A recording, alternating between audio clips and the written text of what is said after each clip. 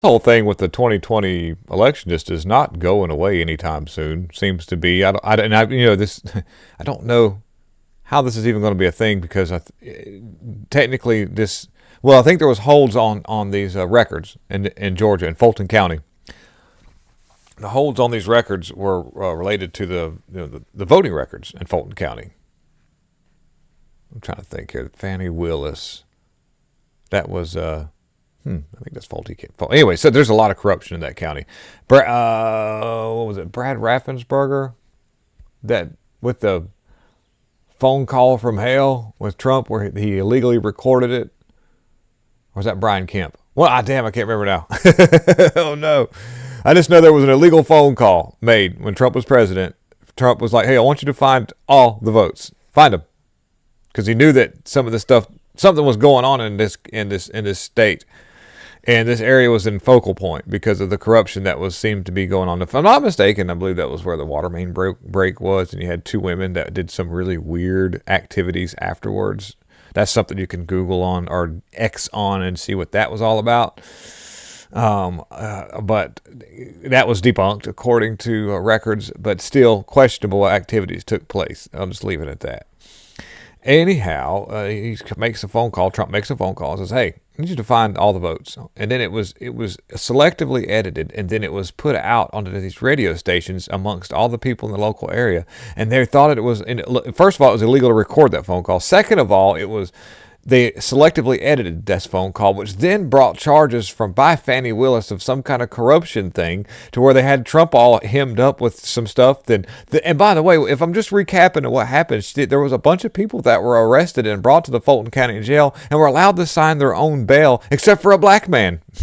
Yes, you can look that up. The only person that was actually put under a full bond and not allowed to leave the jail, it was this dude that was black for Trump or something like that, where this guy was an advocate for what was going on, wanted to change because he's been in this area and seen the corruption and knew that this would be a direction to go. So he put forth an effort to organize a bunch of people to try to see what was going on, and he got arrested, and he was the only person who was put under bond, was a black man.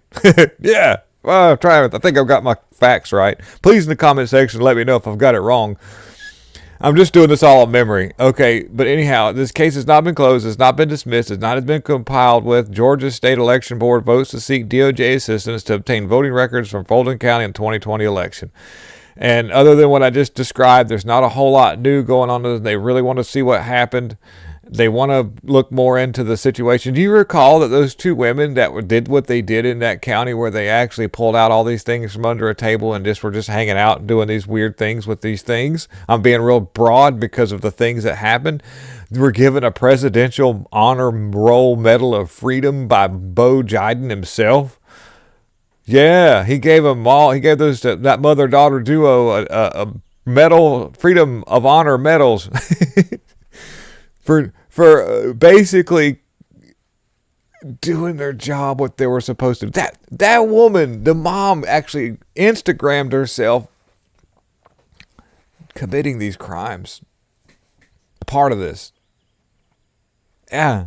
And that was the whole debacle with Rudy Giuliani, who was later exonerated through the lawsuit case. And they said, "Oh, really? Rudy Giuliani is the one that gave these women's info out. He doxed these women, and so we're going to go after him." And it wasn't the case at all. It was another independent content creator who did the research and found out who these two women were, and then put out a thing about it. And the reason why they didn't go after him is because he didn't really have anything, and it wouldn't made such a significant impact, and it wouldn't have stifled a lot of the work that Rudy Giuliani was doing at the time, which was working very hard and being at all these court hearings to show what was happening. They needed a way to shut that man down, and so they went after him under, to my opinion, was false pretenses, because he wasn't the one that gave out those women's names that I'm not going to give out because it's just what YouTube doesn't like.